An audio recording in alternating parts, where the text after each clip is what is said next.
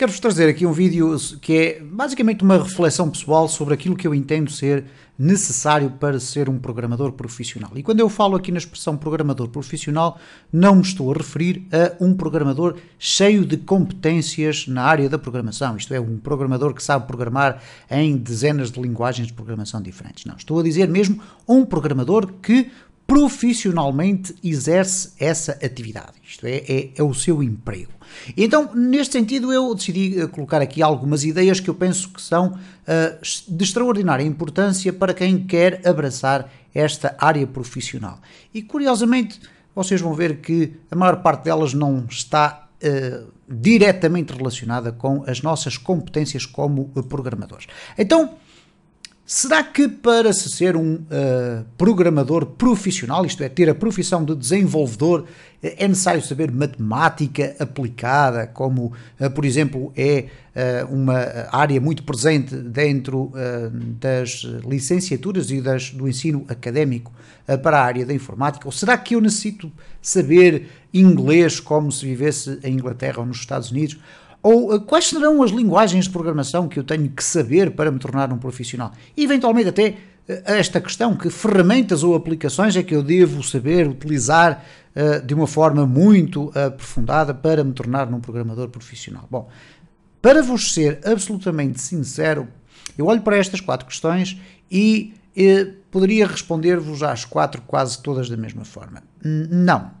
Eu não preciso de saber matemática aplicada, eu não tenho necessidade de saber inglês de uma forma extraordinária, eu não tenho que saber determinadas linguagens de programação versus outras linguagens de programação e até nem tenho que ser um utilizador extraordinariamente proeficiente em determinada aplicação. O que eu tenho que ser são outras coisas. Por exemplo, o que é realmente necessário para ser um profissional na área da programação? Obviamente, esta é a minha opinião. Em primeiro lugar, uma das mais importantes de todas é estar permanentemente disponível para aprender e, se possível, gostar de o fazer. Bom, nós temos aqui 2 realidades distintas. Estar disponível para aprender é uma situação. Gostar de uma determinada coisa já é um outro universo.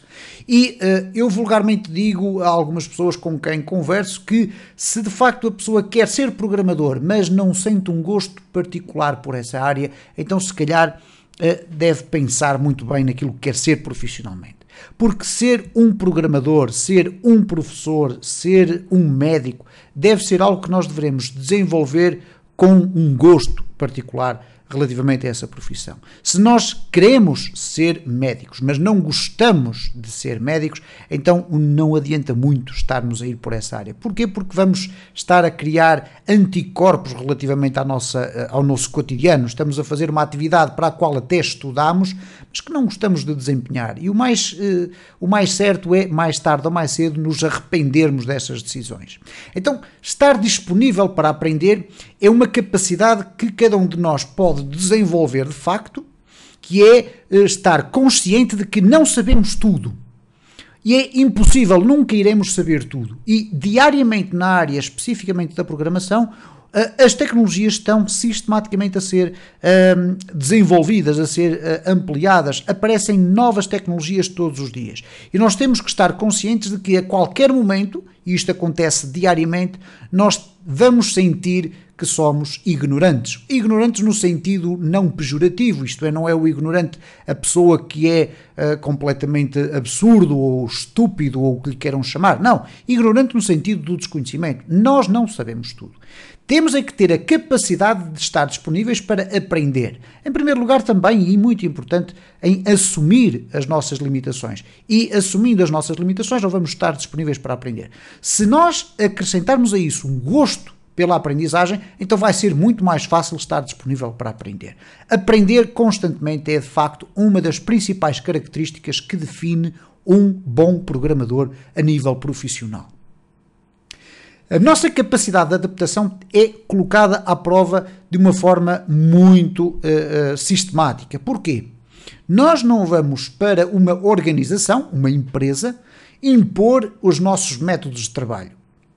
Poderemos, quando muito, sugerir que o nosso método de trabalho, a determinada altura, poderá ter potencialidades que podem acrescentar valor à nossa empresa. Mas tradicionalmente o que vai acontecer é que nós vamos chegar a uma empresa como empregados e vamos naturalmente ter que assimilar as metodologias que a própria empresa já utiliza. E quando eu falo de metodologias, estamos a falar de várias coisas, nomeadamente horários de trabalho, formas de interação com os colegas, hierarquias e formas de comunicação e também as próprias ferramentas de trabalho e as próprias linguagens de programação que são utilizadas pela nossa organização. Porque nós podemos gostar muito de programação, até gostamos muito de uma determinada área da programação, por exemplo, desenvolver jogos de computador, mas infelizmente não termos tido a oportunidade de arranjar um emprego nessa área, mas arranjarmos um emprego de programação, por exemplo, a desenvolver aplicações para desktop ou a desenvolver aplicações para mobile. E por conseguinte nós não vamos impor à nossa organização aquilo que queremos fazer. Porquê? Porque vamos estar dependentes daquilo que a nossa empresa nos vai apresentar como o trabalho que temos que desenvolver diariamente. Nunca desistir é aquilo que nós também podemos desenvolver, não é propriamente algo que seja garantidamente inato, isto é, a pessoa nunca desistir perante um novo desafio. Há pessoas que desistem com mais facilidade do que outras, mas esta técnica, se lhe podemos chamar assim, de nunca desistir perante um novo desafio, ou esta circunstância, esta característica, ela pode ser treinada. Treinada no sentido de consciência, isto é, nós vamos olhar para um problema e normalmente existem pessoas que olham para um problema como o primeiro passo para desistir. Então há ali uma pequena frase que eu coloquei ali por baixo, eu não sei se ela tem autor ou não, mas que eu uso com imensa frequência, que é: não existem novos desafios, ou melhor, não existem novos problemas, apenas novos desafios. Porque de facto, na área da programação, eu não posso afirmar com toda a certeza de que existe solução para tudo, porque não existirá com certeza, mas normalmente quando surge um novo problema ou um novo exercício para desenvolver uma nova aplicação para criar, ela não é nada mais nada menos do que um novo desafio. E se nós não temos a capacidade de desenvolver de imediato essa aplicação, certamente com a nossa capacidade de aprendizagem e com a nossa disponibilidade para aprender, nós vamos com certeza ter a persistência necessária para conseguir encontrar as respostas que necessitamos para conseguir desenvolver essa aplicação e, por conseguinte, para resolver um novo problema. Portanto, nunca desistir perante um novo desafio é algo que é extraordinariamente importante. E, mais uma vez, volto a sublinhar, eu sou da opinião que isto se pode cultivar pessoalmente, ok? Há pessoas que, de facto, desistem com mais facilidade do que outras, mas é algo que nós podemos treinar, ok? Depois, é importantíssimo criar rotinas de organização de trabalho. E quando eu falo rotinas de organização de trabalho, não estou a falar daquela questão relacionada com a adaptação às metodologias da nossa empresa ou da empresa onde estamos a trabalhar. É as nossas próprias metodologias de trabalho. E aqui falo especificamente até na área técnica, isto é, faço ou não faço cópias de segurança do meu trabalho? Que tipo de técnicas é que eu uso para criar o meu código? Isto é extraordinariamente importante e eu posso referir aqui algumas. É muito importante quando nós estamos a construir, por exemplo, as nossas linhas de código, que ao fazermos os nossos testes nós tínhamos que ficar com uma cópia dos testes que realizámos anteriormente. Porquê? Porque os novos testes que nós estamos a fazer podem não resultar e poderemos eventualmente voltar à versão anterior que nós estávamos a testar. E por conseguinte, estes conceitos de organização tem uma importância crucial na forma como nós conseguimos entregar o nosso trabalho. Isto é, como é que nós conseguimos desenvolver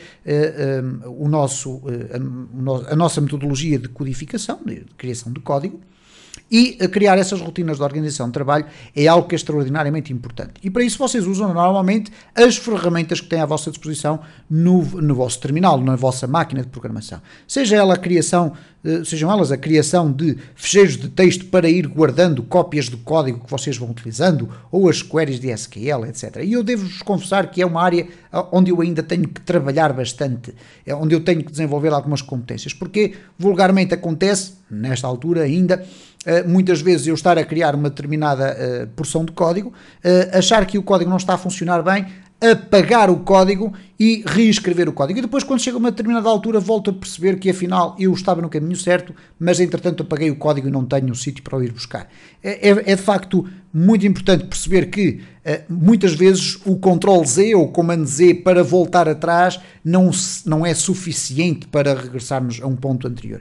Então o que é que vocês devem fazer? Criar rotinas de organização de trabalho. Por exemplo, fazer cópias de segurança constantemente dos vossos projetos. Uma vez que estamos a trabalhar com código, estamos a falar de fecheiros de texto maioritariamente e, portanto, termos cópias de segurança diárias, eventualmente mais do que uma por dia, do trabalho realizado é um bom caminho para nós podermos garantir que, se errarmos ou se alterarmos alguma coisa inadvertidamente ou até intencionalmente, mas depois quisermos voltar atrás, nós vamos ter ali a possibilidade de regressar sem qualquer problema. Então é muito importante estas rotinas. Eventualmente eu poderei vir aqui fazer um vídeo mostrando quais são algumas das minhas rotinas, embora eu tenha referido que me falta trabalhar bastante mais esta área, mas eu posso de facto aqui trazer algumas ideias que eu penso que poderão ser úteis para todos aqueles que estão a pensar, criar as suas próprias rotinas de organização de trabalho. O respeito é uma área extraordinariamente fundamental, e aqui não estou a falar só e apenas, mas também, do respeito entre as pessoas. Como é óbvio, nós queremos trabalhar num local onde o ambiente entre os colegas seja o mais propício para o bem-estar de todos. O bem-estar de todos os colegas significa que eu vou estar no meu local de trabalho com prazer. E se eu estiver com prazer e sem estar preocupado com a forma como cada um dos meus colegas vai reagir, obviamente que eu vou estar mais disponível para estar à vontade, estar a aprender, estar a desenvolver, etc. O respeito que eu aqui refiro tem a ver também e também fundamentalmente com o facto de nós termos necessariamente de aceitar que somos pessoas com mais e com menos conhecimentos que os nossos colegas do lado, ok? Então o nosso colega do lado, o nosso colega da frente, de cima, os nossos colegas todos vão ser pessoas que nos vão acrescentar conhecimento. E se nós não tivermos respeito relativamente a essa realidade, se acharmos que por alguma razão somos os maiores entendidos na matéria, somos os maiores especialistas em qualquer área, então vocês estão a partir de um conceito extraordinariamente errado. Okay? Então, quando eu falo aqui na palavra respeito, não é apenas o respeito pelas hierarquias, como é óbvio, é uma questão de educação, mas respeitar o conhecimento do nosso colega do lado, porque eles de certeza vão ter qualquer coisa para acrescentar ao nosso conhecimento. E se isto acontecer de uma forma transversal, eles vão ter exatamente a mesma postura relativamente a nós e não há nada como a partilha de conhecimentos para nós conseguirmos ser melhores a cada dia que passa. Nunca devemos duvidar das nossas próprias capacidades. Se vocês duvidam das vossas próprias capacidades, então o caminho que vocês devem fazer é encontrar uma outra área profissional. Porque, de facto, se nós vamos achar que não somos capazes de resolver um determinado desafio, então estamos com certeza a ir para a área profissional errada. Porque a área da programação é uma área extraordinariamente exigente. E se perante um novo desafio vocês vão trazer logo à cabeça, dizer eu não sou capaz de fazer isto, então muita atenção, vocês estão mesmo no caminho errado. O que é importante é ler bem qual é o novo desafio e pensar que com as muitas ou poucas capacidades que nós temos, nós vamos ser capazes de os superar. Isto parece lenga-lenga, parece uma ladainha, mas de facto não é, porque se nós tivermos permanentemente a consciência de que não sabemos tudo, porque de facto não sabemos, e vamos ter a necessidade de estudar, de ler, de parar para tentar ir à procura da solução, então nós não temos razões nenhumas para duvidar das nossas capacidades. Se vocês querem mesmo, se vocês têm mesmo vontade, eu tenho quase a certeza absoluta que toda a gente terá capacidade para resolver essa situação mais complicada. Poderíamos estar aqui durante horas a fio a falar sobre todas estas reflexões. Eu quero aproveitar para vos lançar o repto e deixarem aí na secção dos comentários quais são as vossas opiniões, algo que vocês entendam que seja absolutamente fundamental, sempre nesta perspectiva de, ok, eu quero ser um programador profissional, isto é, exercer uma profissão como programador, e aquilo que vocês entendem que são capacidades que nunca devem estar de fora. Eu tentei com este vídeo aqui passar-vos algumas ideias, espero que vocês tenham identificado com alguma delas e obviamente estarei atento aos vossos comentários no sentido de irmos complementando toda esta informação que aqui passou no vídeo. Então, até ao próximo vídeo no meu canal.